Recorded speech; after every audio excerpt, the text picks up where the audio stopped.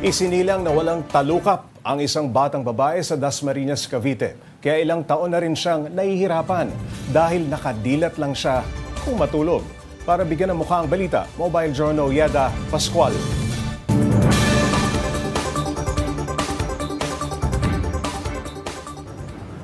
Isang batang babae mula Cavite ang mayroong pambihirang kondisyon. Sa sobrang bihira, isa sa kada 1 milyong tao lamang sa buong mundo ang mayroon ito.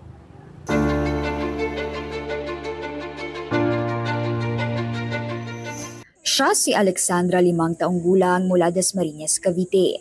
Kwento ng kanyang ina na si Mary Jane, ipinanganak si Alexa na may kondisyon na kung tawagin ay ableparon microstomia.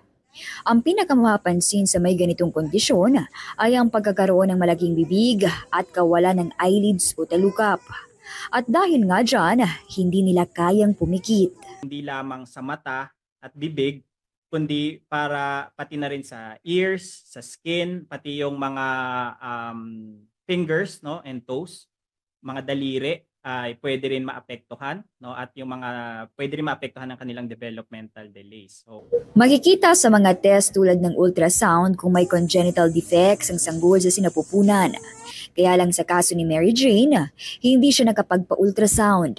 1 beses sa 1 buwan lang daw kasi ang kanyang day off bilang kasambahay noon. Inisip ko na po na siguro po sa kapabayaan ko din gawa ng di po ako nakapagpa-check up noon. Tapos wala po ultrasound ko po agad nalaman na may gano'n na pala siyang kondisyon sa loob ng tiyan ko po. Pero kahit na may makita tayo, no, hindi pa rin natin naman mababago kung ano yung genetic problem or congenital problem ng baby kahit na nakita siya sa ultrasound. Mapansin na may puti sa gitna ng mata ni Alexa.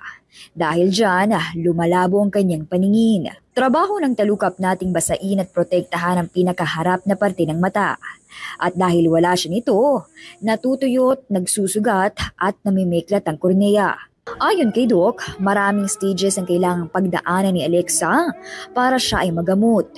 Una na riyan ay malagyan ng talukap ang kanyang mga mata.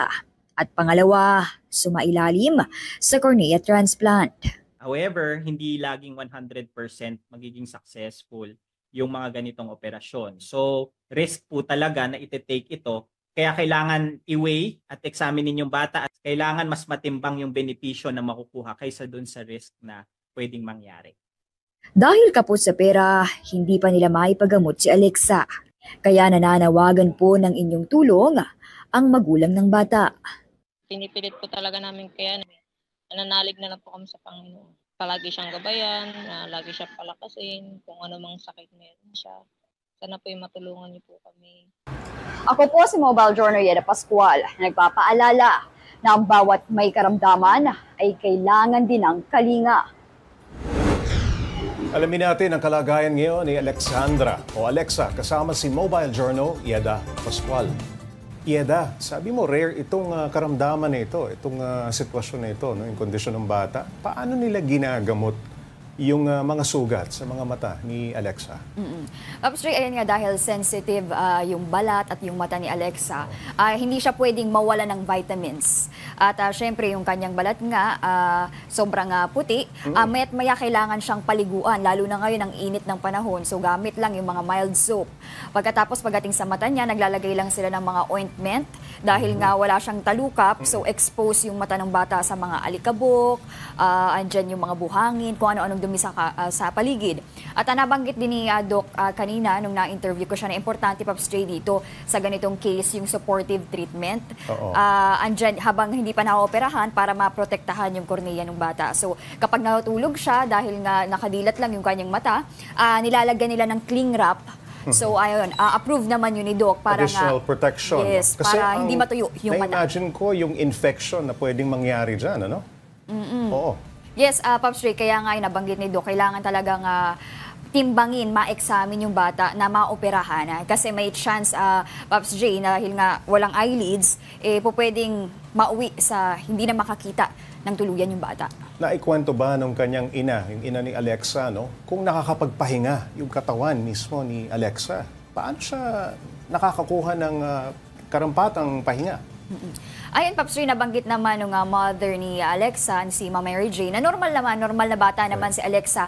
Yun lang talaga yung mapapansin sa kanya, yung kanyang mga mata na parang pulang-pula nga yung paligid dahil nga walang eyelids. Pero wala namang kakaiba dun sa kanyang anak. Yun lang talaga yung kailangang gamutin nila at pagtuunan ng pansin. Naipaliwanag ba sa atin kung gaano ka-delikado itong able-faron macroistomia? Ngayon ko lang yata narinig ito. Tama dyan, Paps Ray. Gaano ka-delikado? Very rare kasi itong condition na ito, Paps Ray. Kaya wala pang maraming pag-aaral patungkol sa sakit na ito. Pero pagdating sa delikado, pagdating sa kanyang mata, dahil nga, ayun, nakabukas yung eyelids. So imagine mo, Paps Ray, tayo nga na normal, yung mga mata natin, mayat-maya tayo kung kumurap. So imagine mo yung pain, yung hapdi dun sa mata ng bata, di ba? Na tinitiis na nakadilat lang siya, kahit tulog, nakadilat, di ba? So kailangan na talagang mapatingin at ma-examine na, Paps Ray, para nga maagapan yung kanyang mata, yung sitwasyon ng kanyang mata. Nabanggit pa kasi ni mother sa atin na yung kaliwang mata niya na lang yung nakakakita dahil yung kanan talagang malabo na. Ieda, nasa magkanong halaga ang kinakailangan ng pamilya para maisagawa itong operasyon para kay Alexa? Paps Ray, mahirap magbigay ng eksaktong halaga, sabi ni Doc, pero hindi bababa ng 100,000 piso. Dahil nabanggit nga ni Doc sa atin kanina na maraming stages kasi yung kailangang pagdaanan ni Alexa.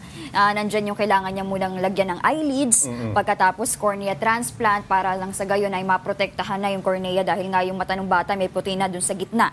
At nagagasgas at prone kasi sa mga sugat, peklat at ayun nga, paglabo ng mata. Siyempre may mga procedures pa yan, may mga pagdadaanan pa bago maisakatuparan yung mismo operasyon. Ano ba ang ikinabubuhay nitong pamilya ni Alexa? Ayun, Paps Ray, nakwento sa atin na talagang hirap yung kanilang buhay. Yung mother ni Alexa, si Ma'am Mary Jane, ay nagre-repack, nagbebenta ng uling sa kanilang bahay. Samantalang yung kanyang kinakasama naman ay isang car wash boy. Tapos si Alexa, bunso siya sa 4 na magkakapatid, yung 3, lahat yung nag-aaral pa. So talagang wala daw silang pagkukunan ng pondo para maipagamot nga si Alexa. Kaya gano'n, nananawagan sila ngayon ng tulong sa lahat ng nanonood sa atin para nang sa gayon ay makapag-ipon sila ng ibang tutustos sa gamutan ni Alexa. Ayun, maraming salamat, Mobile Journal Ieda Pascual.